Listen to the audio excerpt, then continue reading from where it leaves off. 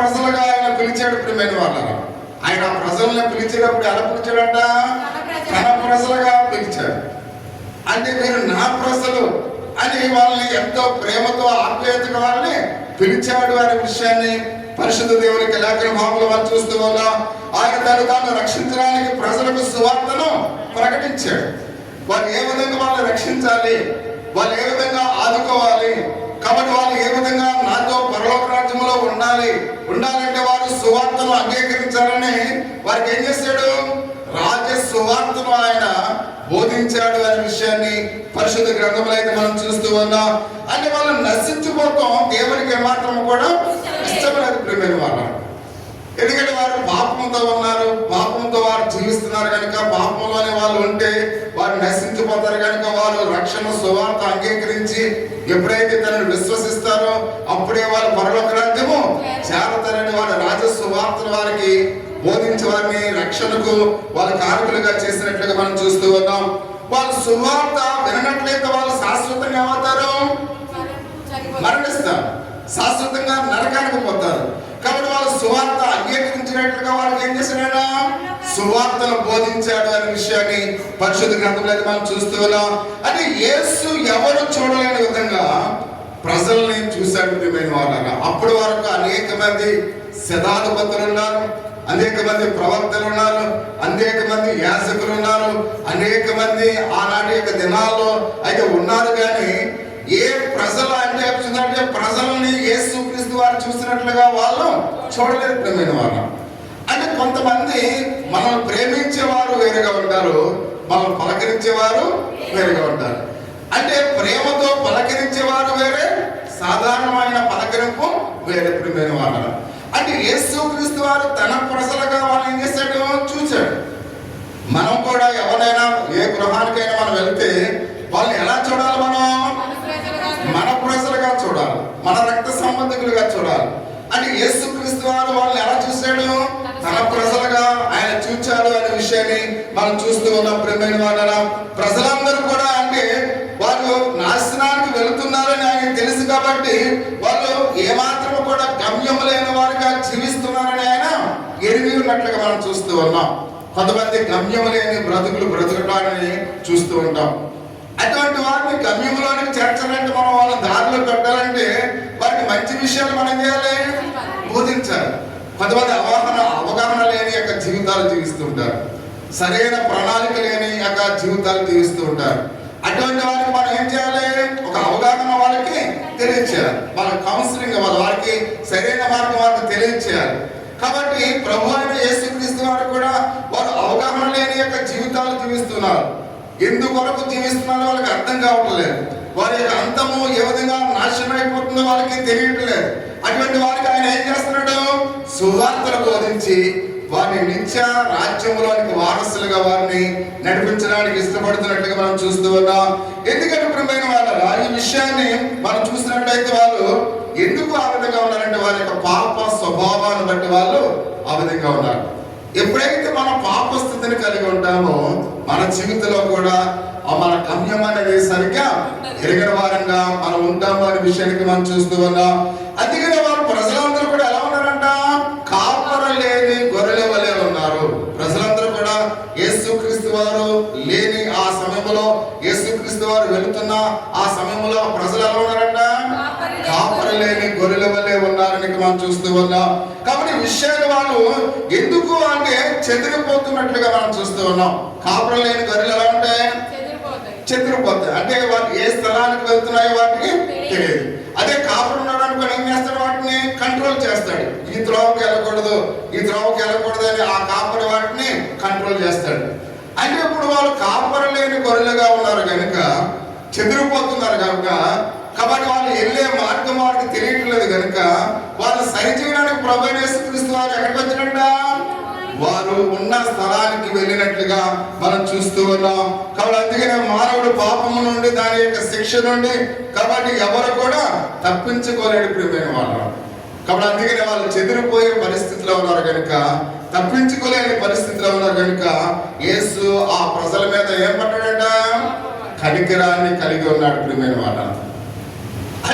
అంటే వాళ్ళు కాపరలేని గొర్రెలుగా ఉన్నారు కనుక వారు ఏం చేస్తున్నారో వాళ్ళకి తెలియట్లేదు కనుక ఆ ప్రజల మీద ఆయనకి ఏమొచ్చింది? కనికరం వచ్చింది, జాలి వేసింది. వీళ్ళని ఎలాగైనా నేను రక్షించాలి, వీళ్ళని ఎలాగైనా నేను కాపాడాలని ఆయన ఆ ప్రజల మీద కనికరాన్ని చూపించినట్లుగా మనం చూస్తున్నాం.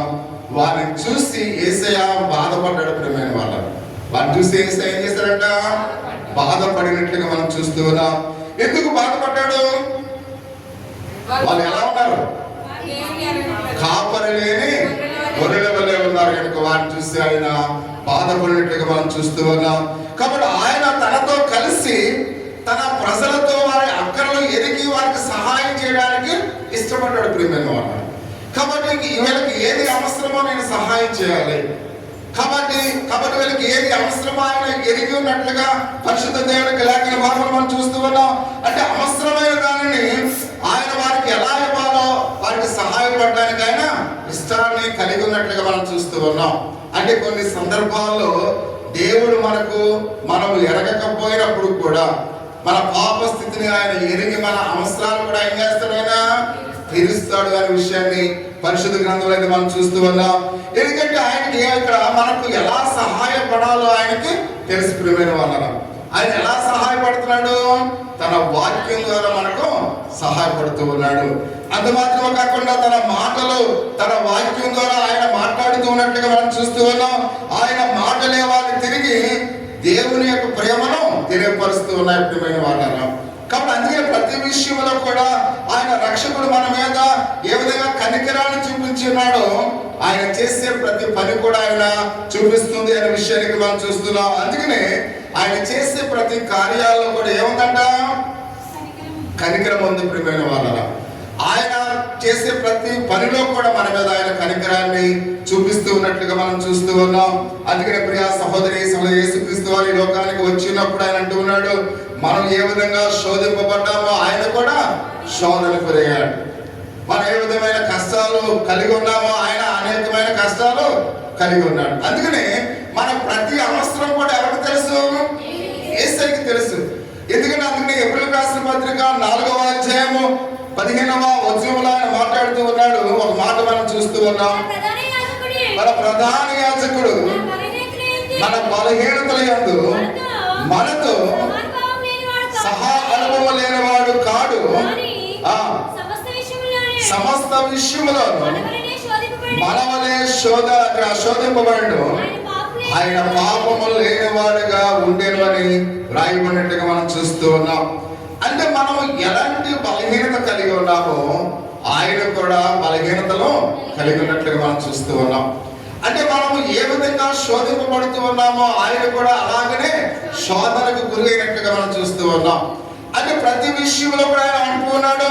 కాబట్టి ఆయన మన వలె శోధన గురి అయినట్లుగా మనం చూస్తూ ఉన్నాం. అంటే మానవునికి సంభవించే ప్రతిది కూడా దేవుడు ఎరిగిన వాడే ఉన్నాడు.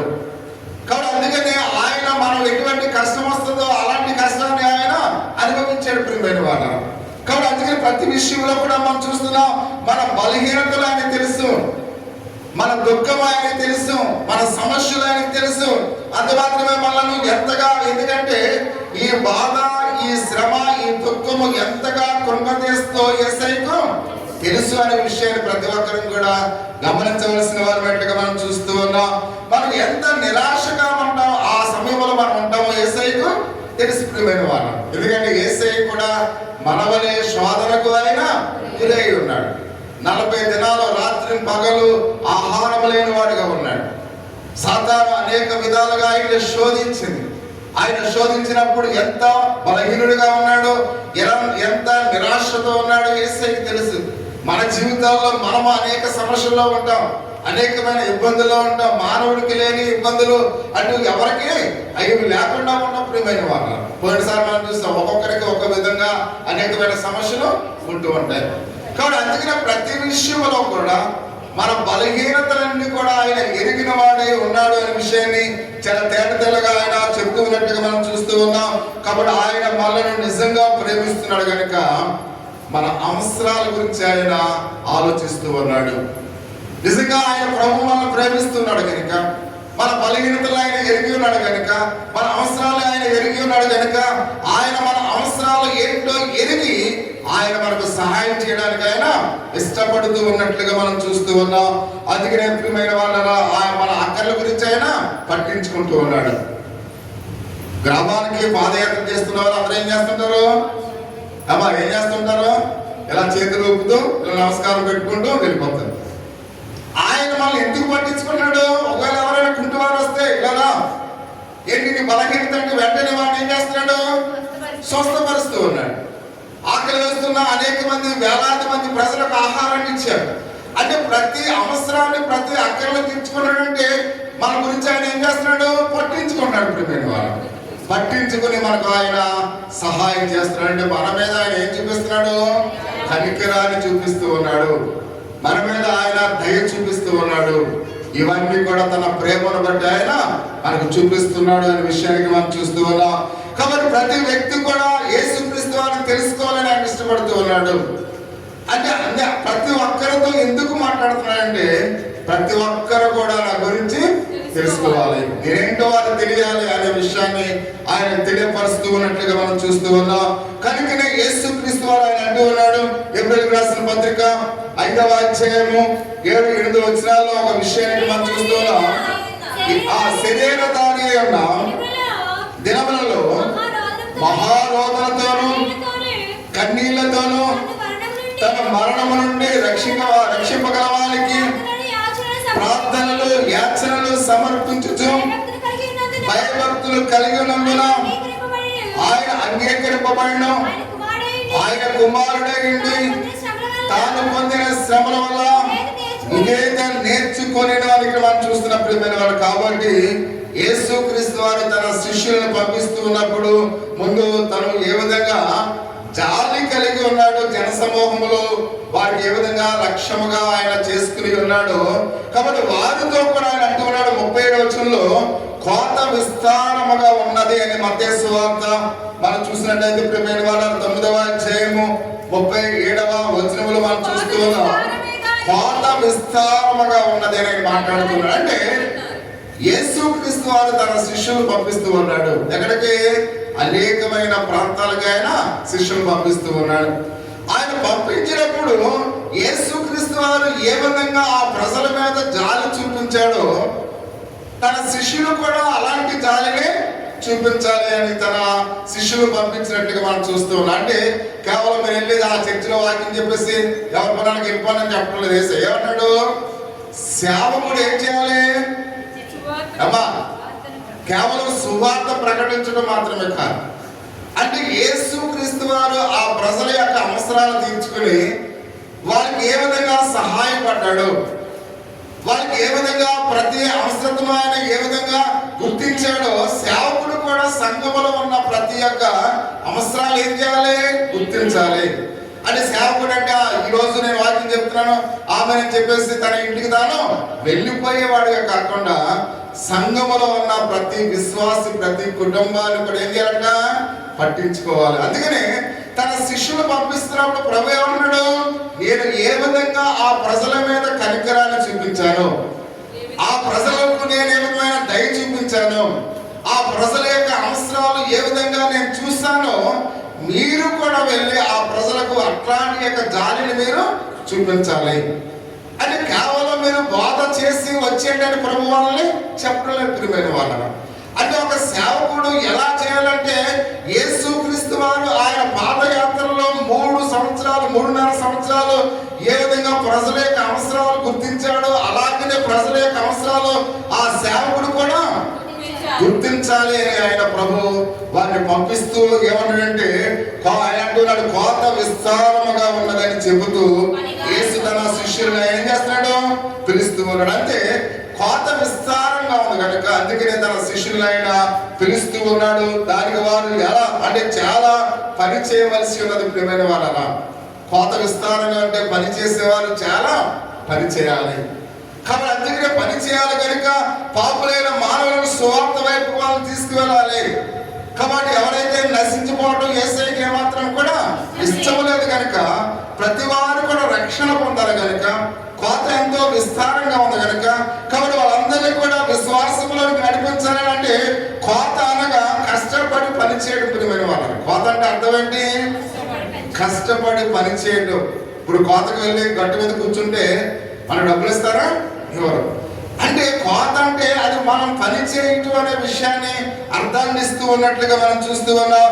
అంటే చేతికి వచ్చిన పంట అంటే ఇక్కడ దగ్గరకు అక్కడ దగ్గరికి చేర్చడం ప్రియమైన వాళ్ళు. అంటే ఆ కోత అంటే దాని అర్థం ఏంటి? చూడు, ఆ మామూలుగా చూడండి, కోత మిషన్ చేలోకి వచ్చిన తర్వాత ఆ మిషన్ కోత కోసం ఏం చేస్తుంది? ధాన్యానంతటిని సమకూరుస్తుంది. అంటే అది చేదుగా ఉన్నప్పుడు ఎలా ఉన్నది? ఆ పంట చేనంతా ఉంది. కానీ ఈ మిషన్ ఏం చేస్తుంది? ఆ కోత కోసి ఆ ధాన్యానంతటిని కూడా ఒక చోటకి చేరుస్తుంది అన్నమాట. అంటే ఇప్పుడు కోత అంటే అర్థం ఏంటి? పని చేయడం. పని చేయడం అంటే అర్థం ఏంటి? ధాన్యం అంతా కూడా ఒక చోటకి సమకూర్చడం. అంటే ఎవరైతే విశ్వాసంలో లేకుండా ఉన్నారో, అవిశ్వాసంలో అవిశ్వాసులుగా ఎవరైతే ఉన్నారో వాళ్ళందరినీ కూడా దేవుని యొక్క సేవకులు ఏం చేయాలి? ఒక్క చోటకు సమకూర్చాలి. అంటే ఒక్క చోటకు సమకూర్చి వారికి దేవుని యొక్క సందేశాన్ని వాళ్ళకి అందించాలి అనే విషయాన్ని అందుకని కోత విస్తారముగా ఉన్నదని చెప్తున్నాడు. కనుక వాళ్ళందరూ కూడా ఏం చేయాలంట? చాలా కష్టపడి పని చేయాలని మనం చూస్తున్నాం. అది పంట ఎక్కడంటే ఎక్కడ దొరుకుతుందో అక్కడికి వాళ్ళు వెళ్ళాలి ప్రియమైన వాళ్ళు. ఎక్కడైతే పంట అంటే ఆ చేనంతా కూడా ఎక్కడైతే పంట ఉందో ఆ పంట ఉన్న చోట అంతకి ఎవరు వెళ్ళాలి? ఆ పనివారు వెళ్ళాలి. పనివారు ఎవరు? సేవకులు వెళ్ళాలి అనే విషయాన్ని పరిశుద్ధ గ్రంథంలో అయితే మనం చూస్తూ ఉన్నాం. కాబట్టి ఆ పంట కోత కూడా అంటే చిన్నది కూడా వ్యర్థం కాకూడదు. అంటే కోత అంతా కూడా కొయ్యాలి, వ్యర్థము కాకుండా పంటనంతటిని కూడా సమకూర్చాలని మనం చూస్తూ ఉన్నాం. యేసు కూడా తన చుట్టూ ఉన్న జనసమూహములను కోతగా భావించాడు ప్రియమైన వాళ్ళ. అంటే వాళ్ళు ఎలా ఉన్నారు? అప్పటికి కాపర లేని గొర్రెల వల్లే ఉన్నారు. కనుక ఆ పంట అంతటిని కూడా ప్రభు ఒక చోటకి సమకూర్చాడు. కనుక ఆయన 100 సంవత్సరాల్లో చేయవలసిన పని 3.5 సంవత్సరాల్లో చేశాడు. అంటే ఆయన కోత కొయ్యడానికి ఆ పని చేయడానికి ఎంత ఆ శ్రమ అనుభవించాడు ఒకసారి గమనించాలి ప్రియమైన వాళ్ళు. అంటే మనము కూడా సేవకుడిగా విశ్వాసిగా మనము కూడా ఎవరైతే అవిశ్వాసంలో ఉన్నారో అవిశ్వాసం అనే పంటగా ఉన్నారో వాళ్ళందరినీ కూడా మనం ఏం చేయాలి? ఒక్క చోటకు వాళ్ళందరూ కూడా సమకూర్చవలసిన బాధ్యత మన మీద ఉంది అనే విషయాన్ని మనం చూస్తూ ఉన్నాం. అంటే ప్రియమైన వాళ్ళు ఆయన అంటున్నాడు, యేసు కూడా అలాగనే చేసి ఉన్నాడని పరిశుద్ధ గ్రంథంలో మనం చూస్తున్నాం. అంటే ఆయన అంటున్నాడు జనసమూహం అంటే కోతగా భావించాలి ప్రియమైన వాళ్ళు. జనసమూహం అంటే అర్థం ఏంటి? కోతగా వాళ్ళని భావించాలని మనం చూస్తూ ఉన్నాం. రక్షింపబడి వారందరూ కూడా ఏం చేయాలి? పోగు చేయబడాలి. వాళ్ళందరూ కూడా అంటే అవిశ్వాసంలో ఉన్న వారిని రక్షణ గుంపుగా వారిని పోగు చేయాలని మనం చూస్తున్నాం. వారిలో ఎవరు కూడా నశింపకూడదని దేవుని యొక్క ఉద్దేశం ప్రియమైన వాళ్ళు. అంటే ప్రపంచంలో ఉన్న ప్రతి ఒక్కరు కూడా ఏం పొందాలంట? రక్షణ పొందాలి అనే విషయాన్ని పరిశుద్ధ గ్రంథంలో అయితే మనం చూస్తూ ఉన్నాం. అది ఆయన పని చేయండి అని మాత్రమే శిష్యులకు ఆజ్ఞాపించలేదు. కేవలం మీరు పని చేయండి అని మాత్రమే శిష్యులకు ఆజ్ఞాపించలేదు. కానీ ఆయన 2 విషయాలు ఇక్కడ మనం చూస్తూ ఉన్నాం. వాళ్ళు స్వచ్ఛందంగా పని చేయాలని ఆయన చెప్పడం లేదు ప్రియమైన వాళ్ళు ఏమంటలేదు? మీరు స్వచ్ఛందంగా పని చేయడానికి వాళ్ళ శిష్యులకు ఆయన బోధించడం లేదు. కానీ ఏం చెప్తున్నాడంటే మొదలుగా వాళ్ళకి 2 విషయాలు గ్రహించాలని కోరుతూ ఉన్నాడు. ఒకటి ప్రియమైన వాళ్ళ మొదలుగా ఆయన జనసమూహములను కనికరపడి జాలి పడాలి వాళ్ళ మీద చూపిస్తూ ఉన్నాడు. అంటే వాళ్ళందరూ కూడా యేసుక్రీస్తు యొక్క విశ్వాసములను తీసుకురావాలంటే వారి పట్ల మనకి ఏముండాలి? కనికరం ఉండాలి, జాలి ఉండాలి. అంటే సంఘ కాపరి ఏదో ఒక ఆ మామూలుగా సత్తం విషయంలాగా ఉంటే కుదరదు ప్రియమైన వాళ్ళ. అంటే పాస్టర్ గారికి ఏముండాలి? జాలి ఉండాలి. పాస్టర్ గారికి ఏముండాలి? కనికరం ఉండాలి. పాస్టర్ గారిని చూసిన వెంటనే ఎవరిని చూడాలి? యేసయ్యని చూడాలి. అంతేకాని పాస్టర్ గారిని చూసిన వెంటనే ఇస్కరియోతు యోధాని చూడకూడదు ప్రియమైన వాళ్ళ. అంటే పాస్టర్ గారిని చూడగానే మీరు అంటే పాస్టర్ గారిలో మీరు పాస్టర్ గారిలో మీకు ఎవరు కనిపించాలి? పాస్టర్ గారిలో ఇక్కడ యేసయ్య కనపడాలి. అంటే యేసయ్య కనపడాలంటే యేసయ్య తన ప్రజల మీద ఏ విధంగా కనికరాన్ని చూపించాడో, ఏ విధంగా జాలి చూపించాడో పాస్టర్ గారు కూడా ఆ జాలిని ఆ కనికరాన్ని చూపించారు. అంటే చూపించాలంటే అది కేవలం క్రియారూపంలో ఉండాలి. ఏదో సంతోషంగా మాట్లాడి మిమ్మల్ని నవ్వించడం కాదు. క్రియారూపంగా మీకు ఆపద వచ్చినప్పుడు, మీకు కష్టం వచ్చినప్పుడు కాబట్టి మిమ్మల్ని విమర్శించడం కాదు. కాబట్టి మనం చూస్తున్నా ఏదైనా మీకు ఏదైనా ప్రమాదం జరిగితే ఆ ప్రమాదం గురించి ఆ యొక్క లేదా ఒక వాక్యం చెప్పడం కాదు. కాబట్టి ఏం చేయాలి? ప్రమాదం జరిగినప్పుడు వాళ్ళకి ఆదరణ కలిగించేయాలి, వాళ్ళు ఓదార్చాలి, ఆదరించాలి. అటువంటి దయా గుణాన్ని ఎవరు కలిగి ఉండాలి? సేవకుడు కలిగి ఉండాలి. కాబట్టి అందుకే ఆయన చెప్తున్నాడు, కేవలం మీరు వెళ్ళి ప్రకటించడం మాత్రమే కాదు, లేదా మీరు స్వచ్ఛందంగా ప్రకటించడం మాత్రమే కాదు. కాబట్టి మీరు మొదటగా ఒక పని చేయాలి. ఏం పని చేయాలంటేనా, వాళ్ళ మీద మీరు జాలి చూపించండి, వాళ్ళ మీద మీరు కనికరాన్ని చూపించండి. చూడండి, ప్రేమ కలిగిన వారి మాటలే ప్రజలు వింటారు తప్ప కోపంగా ఉన్న వారి మాటలు ఎవరు కూడా వినరు ప్రియమైన వాళ్ళు. అందుకనే ఒక పాస్టర్ గారికి శత్రువులు ఉండకూడదు. పాస్టర్ గారికి ఎవరు ఉండకూడదు? శత్రువులు ఉండకూడదు. అందుకనే అందరూ పాస్టర్ గారికి ఎలా ఉండాలి? మిత్రులుగా ఉండాలి, స్నేహితులుగా ఉండాలి. అందుకనే మన అక్కడ పాస్టర్ గారు పగవాడు ఎవరు కూడా ఉండకూడదు ప్రియమైన వాళ్ళు. ఎందుకంటే అందరూ మనుషులాగా సంఘ కాపరి కూడా ఉంటే శత్రుభావాన్ని మనం కలిగి ఉంటాం. అందుకనే ఒక పాస్టర్ గారు సమాజానికి ఎలా ఉండాలి? డిఫరెంట్ గా ఉండాలి. అందుకనే పాస్టర్ గారికి ఎవరు ఉండకూడదు? శత్రువులు ఉండకూడదు ప్రియమైన వాళ్ళ. శత్రువులు అంటే శత్రువు మన మాట వింటాడా? వినడు. మన మంచి మాట చెప్పిన వాడికి బూతులాగానే వినబడుతుంది, మన మంచిగా బోధించిన వాడికి చెడ్డగానే వినబడుతుంది. మన మాట మనం ప్రేమించే వారికి అది ఇష్టంగా ఉంటుంది. మన మాట మనం ప్రేమించే వారికి మన మాటను గౌరవిస్తారు. అంతేకాని మన శత్రువులుగా ఉన్నవారు మనం మంచి మాటలు చెప్పిన వాళ్ళకి ఎలా ఉంటాయి? బూతుల్లాగానే ఉంటాయి. అందుకనే పాస్టర్ గారికి ఎవరు ఉండకూడదు? శత్రువులు ఉండకూడదు. అలాగే మీరు కూడా మీకు అనేక మంది స్నేహితులుగా ఉండాలంటే, అనేక మంది మిమ్మల్ని ప్రేమించే వారుగా ఉండాలంటే మీరు కూడా ఎలా ఉండాలి?